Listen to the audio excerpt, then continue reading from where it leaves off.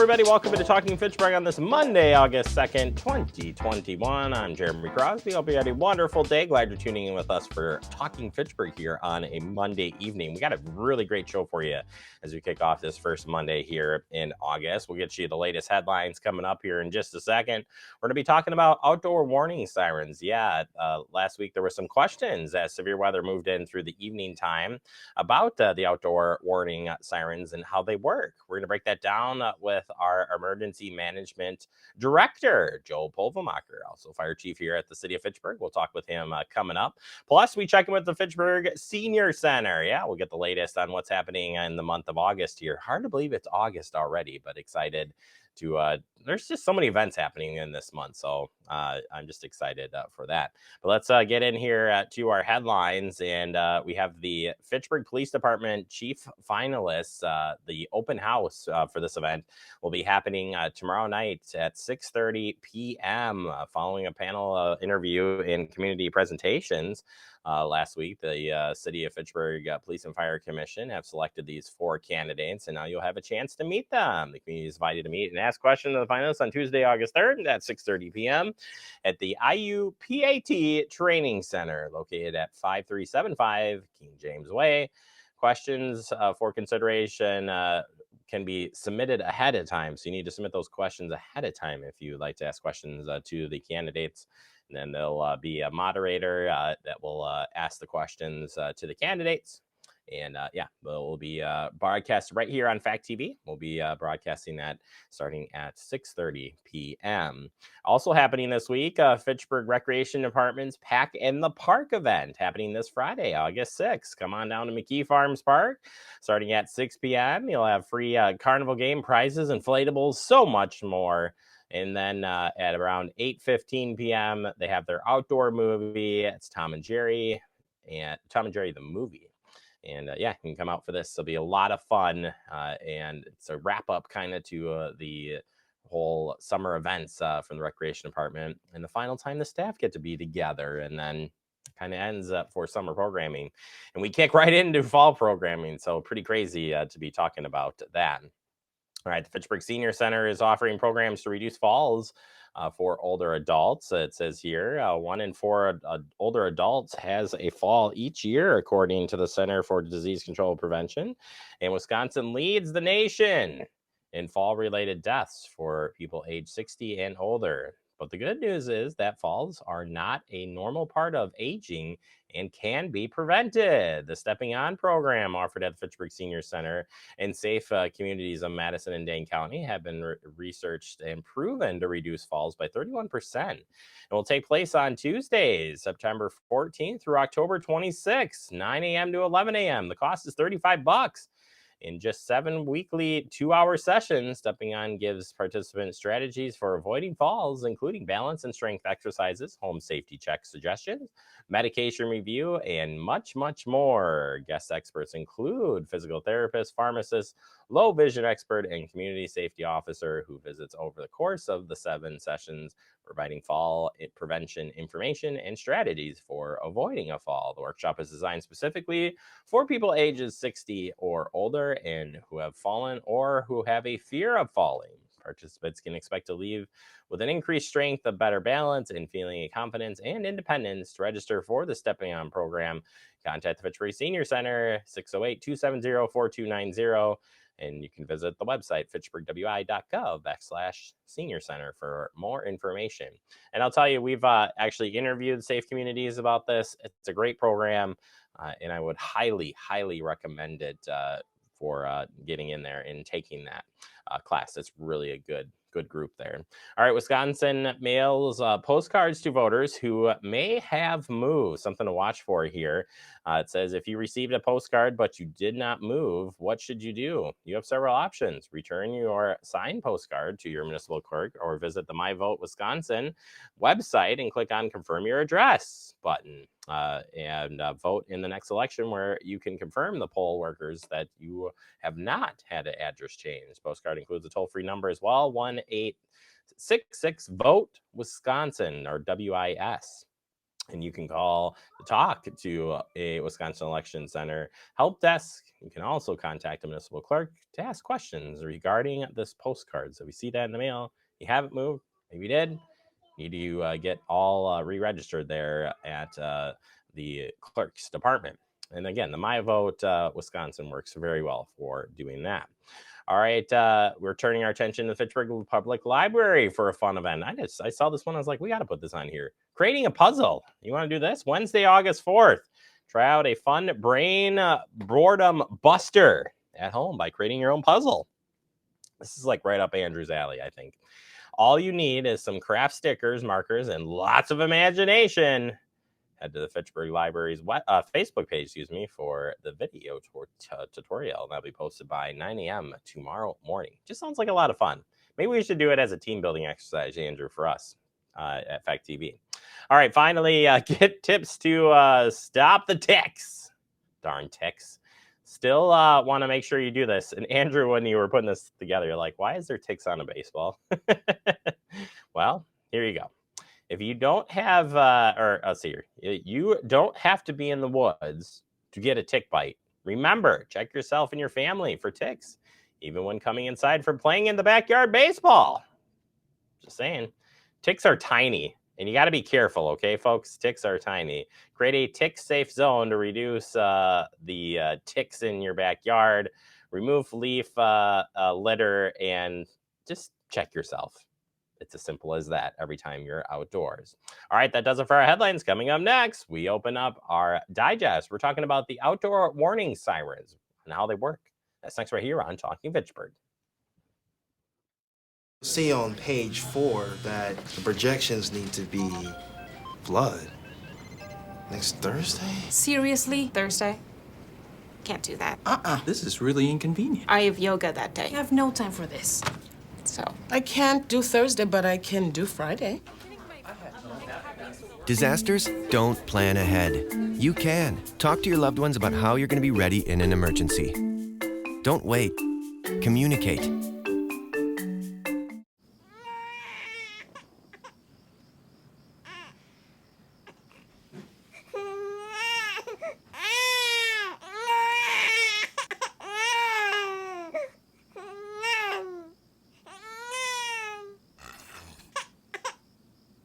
If you love them enough to suck the snot out of their nose at 4 a.m., then surely you'll check nhtsa.gov/the-right-seat to make sure they're in the right car seat. Well, welcome back into Talking Fitchburg. Joining you today is your fire chief, Joe Polvemacher. Joe, welcome to the show. How are you doing today? Doing well. Thanks, Jeremy, and thanks for having me on.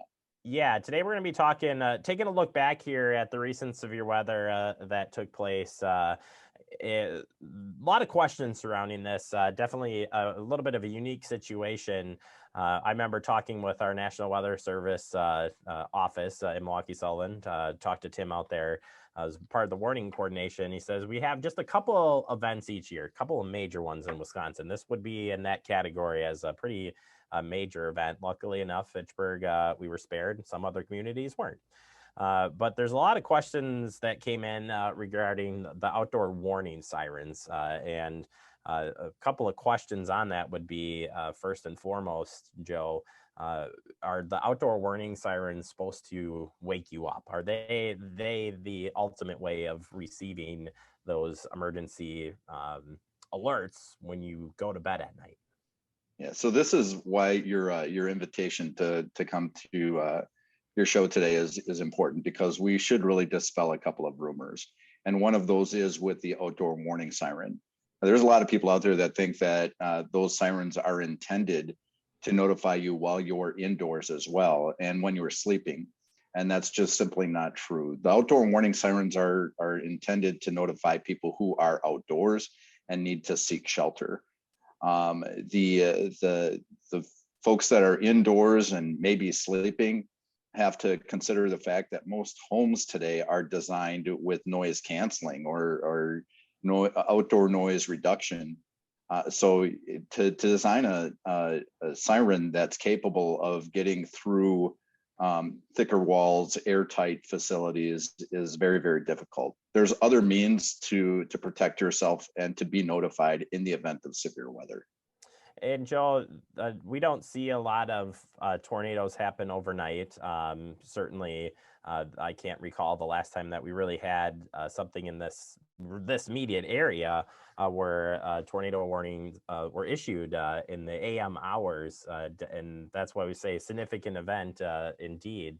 But what should you do to prepare ahead of time for storms that are coming in tonight, whether or not it's maybe there is a chance for tornado. You don't know, right? So what do we do to be prepared for that? I'll offer a few things. One of which is just be conscientious of the forecast. If you know that weather is going to happen over the course of the early morning hours, maybe you do something in advance to maybe have notification at the ready. And some of those things could be weather radios, for example. Have those available. Those can be plugged in all the time and will sound in the event that there's severe weather in your area. And the other thing is the RAVE app, or the emergency notification application that Dane County has. It's not really an app as much as it is signing up for a program to where they can notify you at the addresses you have listed in that program. So you can actually enter multiple addresses, your home, work, your kid's school. That way, if something happens in that area, you will be notified and you'll be provided instructions as to how you can keep yourself safe. Going back to the outdoor warning sirens in the coverage area, strategically, how are those sirens placed? How do we know where they are? Or know where they are? Where are they? And again, that intended purpose of how they are placed for reaching people. There's a couple of things that happen when we're trying to identify the placement of outdoor warning sirens, and some of that is new development. So as our community receives additional neighborhoods, more development, we take a look at the coverage of the sirens that we already have and whether that needs to be augmented. I say we, and I say that as a city member, not necessarily a fire department or an emergency management director. That's done in conjunction with Public Works to make sure that what we're doing makes the most sense for the community as a whole. And then what they do is, with that coverage, we get in contact with Dane County, who is ultimately responsible then for setting those sirens off and maintaining them. Gotcha. And understanding when the sirens go off and when they didn't go off. I think this is an interesting question, and one that I would pose to you, Joe, is this storm, there was a tornado warning issued. That has changed over the years. They used to, the National Weather Service would put out a warning. It would be for the whole county. And now it's weather based, and they can narrow it down to a specific area. Tornado warning was issued in Dane County in the early morning hours, Thursday morning, right? I'm gonna think this through. Thursday morning. But why didn't the warning sirens go off here in Fitchburg area? And maybe people didn't know. Some people heard thought they heard sirens, maybe they didn't. So if you could kind of recap kind of what happened, but also ultimately explain kind of how that works. Sure. It sort of it depended where you were in the city of Fitchburg as to whether maybe you heard sirens or didn't. There were no sirens in the city of Fitchburg that were activated that evening. And the reason being is because of the fact that the storm cell wasn't tracking over Fitchburg. The National Weather Service actually works hand in hand with Dane County, and it's based on automated alerting that they are able to identify where the storm is tracking and which neighborhoods need to be alerted. Dane County is a pretty big county, and when weather is happening on the easternmost end of the county, it doesn't necessarily affect the westernmost end the same way. So what we want to be very careful of is sort of like the notification inoculation, where you hear those alerts over and over again, and then you just don't do anything because you didn't even see any weather. We want those alerts to mean something. So when they go off, you can expect weather in your area.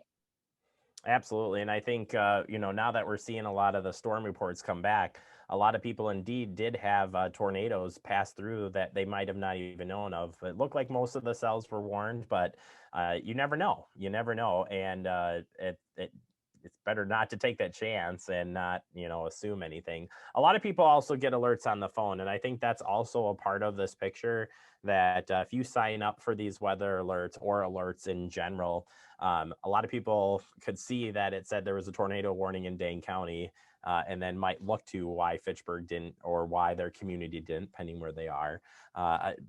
Again, putting that into that mindset, when severe weather is kind of in the area, and you're seeing things light up, what should you do to be ready? Yeah, I think readiness comes in advance of storms altogether. Just knowing where you're knowing where you're going to go, knowing where your family is going to meet, having things available already in your shelter area, so you don't have to bring a whole lot of things with you. You obviously want to make sure that your family is accounted for, your pets, all of that. It needs to be considered, and your plan needs to be addressed in advance of severe weather. Then once that severe weather happens, you just go to your shelter place and you know how to tune in to things that will provide you with updates as far as the storm status. And that may be a means of just bringing your cell phone with you if you still have reception, the weather radio with you, and then maybe even some other methods like a battery operated radio. Absolutely. Joe, as we wrap up here, any final thoughts then, kind of looking back at what happened with the recent severe weather event, and then obviously as we move forward and learn from this? We always learn from these things and can get better. Yeah, so I think one of the things is just getting the word out there. Listen to your neighbors, talk to your neighbors. If you hear them talking about the weather sirens, the warning sirens, and why they didn't go off, maybe you can provide some information as far as why the sirens are activated and when they're not activated and the reasons behind it. You can always reach out to the fire department, and we'd be happy to answer those questions as well.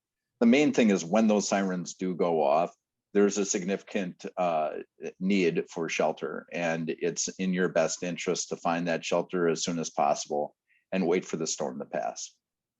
All right, Joe, thank you so much for jumping on and going through this. Always love talking emergency management with you, among other things. So appreciate the time, and we'll check in with you real soon. Thanks for having me on. You bet. Joe Povemacher, Fire Chief, and our emergency management is a director coordinator. I always want to say like 10 titles to the title, but Director. The man. Director. My bad. Director. All right. Joe Povemacher. We'll catch up with him on any other safety information we can pass on. We'll take a quick break. More to come. You're watching Talking Fitchburg.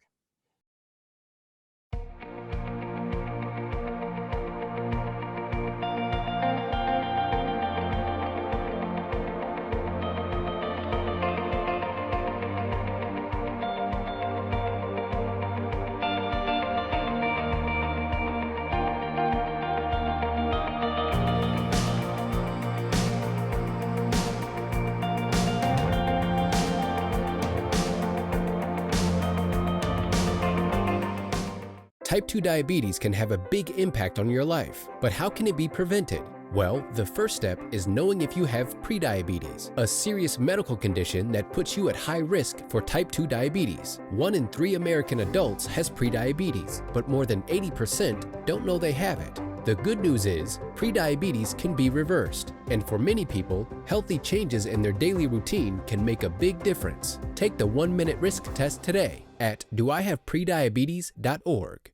Hello, everybody. Welcome back into Talking Fitchburg. Joining me today for the Fitchburg Senior Center, it's Jill McCone. Jill, how are you doing? I'm good. I was just sharing with Andrew. I was at my 36th high school reunion this weekend. 36. What the heck, huh? Yeah. What happened? Well, that's the problem. I'm not sure I remember. No, I'm kidding. Yeah,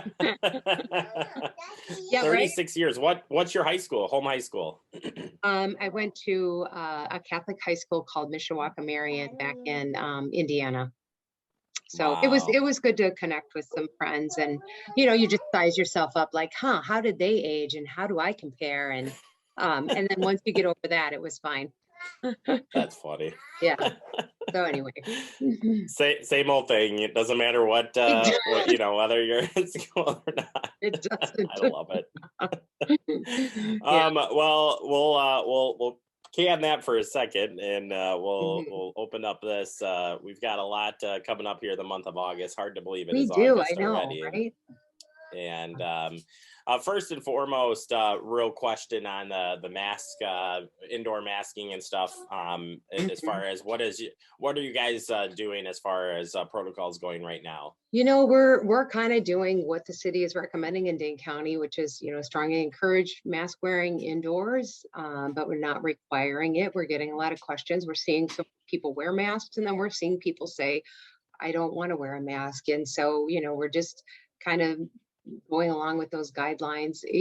For a lot of our folks, they are vaccinated. They feel safe. But again, it's just, as we all know, it's a tough answer for everybody. What's the right thing, and so I would say we don't have a ton of huge activities that are bringing, large groups together, although that's, we're hoping to change that in the fall, but we'll kind of just proceed with caution in terms of limiting numbers and kind of that social distancing at this point. So just kind of wait and see. No, I appreciate you sharing. I think it's good to know.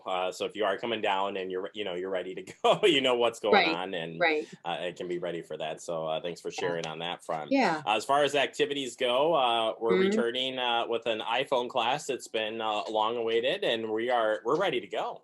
I'm almost ready to sign up because I got a new iPhone because I'm very outdated, and there's a lot of bells and whistles I don't know how to use. So no, I think that, and I think, Jeremy, a lot of people signed up via Zoom, which is kind of cool that, again, we talked about those hybrid offerings, and people like it. They like to be in the comfort of their home and learn. So that's cool. Yeah, I'm excited for that part of it too. It's been a while since I've done a training Yeah. via Zoom, so it's gonna be a lot of fun. But we Mhm. do a lot of Zoom work anyways, and Right. Right. glad to help. Andrew said, "Well, I love David's title on this is just great." And Yeah. Andrew said, he's saying like, now what is a really good thing, because that's the way a lot of people are like, well, now what do I do? Exactly. You're just kind Exactly. of stuck. Right. So. But Mhm. yeah, we're going to help everybody along here, and hopefully answer some questions, and excited to help out the senior center. Yeah. You've got the Crossing Bridges coming up here as well. Tell us about this one. So I think this is great.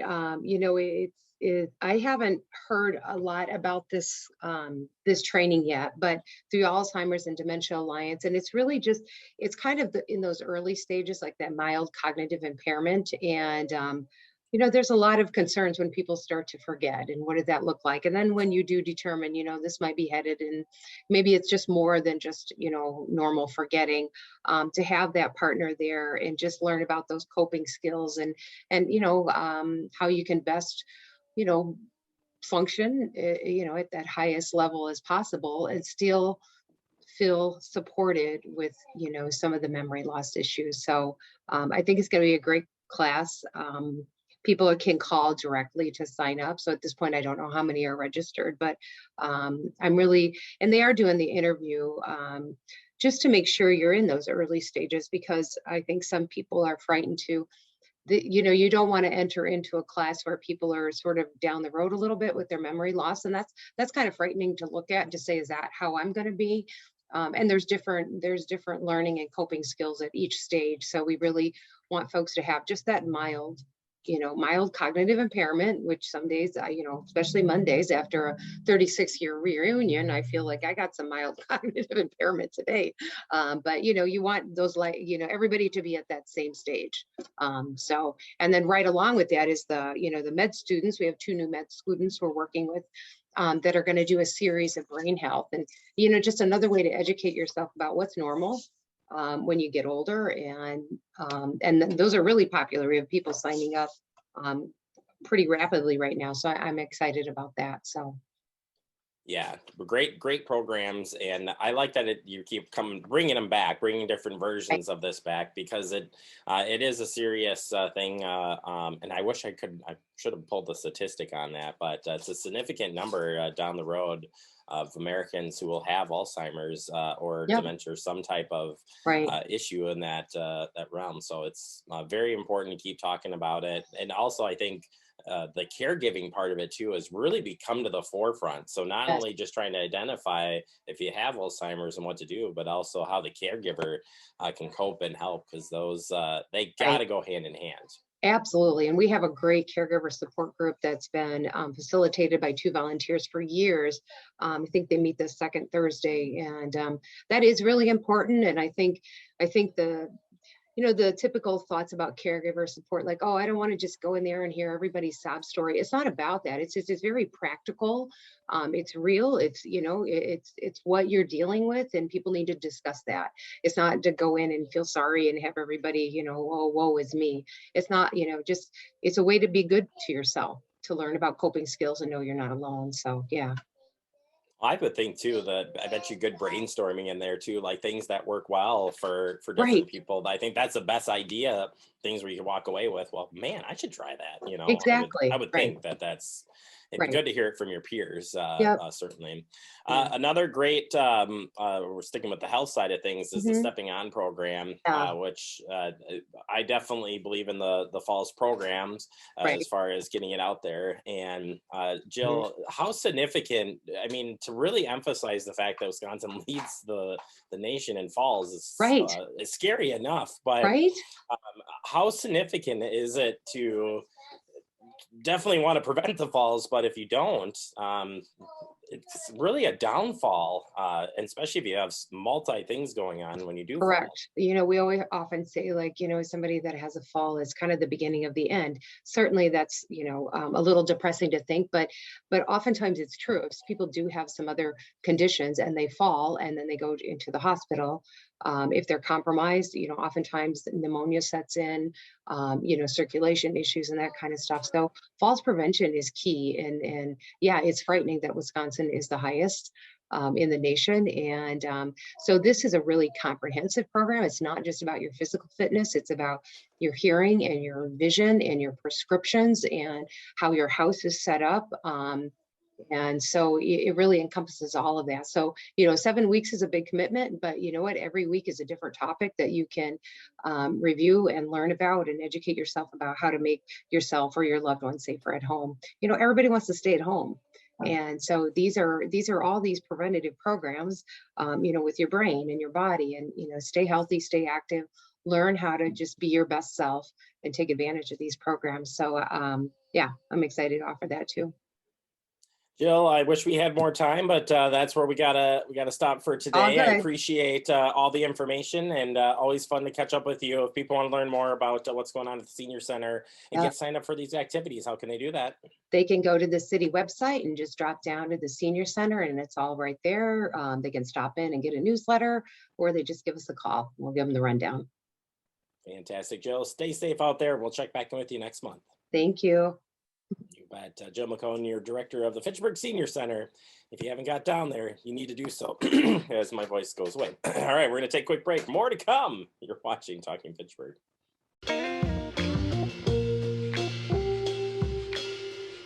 After you joined our family, it was like, I really do feel complete now.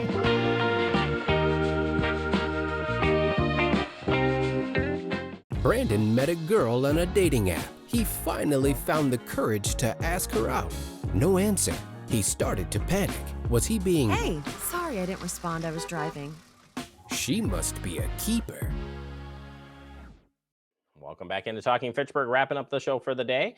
As we conclude, I want to thank Jill McCone from the Fitchburg Senior Center helping us out with the update, and Joe Povemacher talking about the outdoor warning sirens. We'll get that posted up online so you can check out both of those at your convenience. And you might ask yourself, well, where do you find those? Andrew has a solution. Well, bam. Yeah, Facebook, YouTube, check us out. And of course, take us anywhere. We travel easy. Have a good day.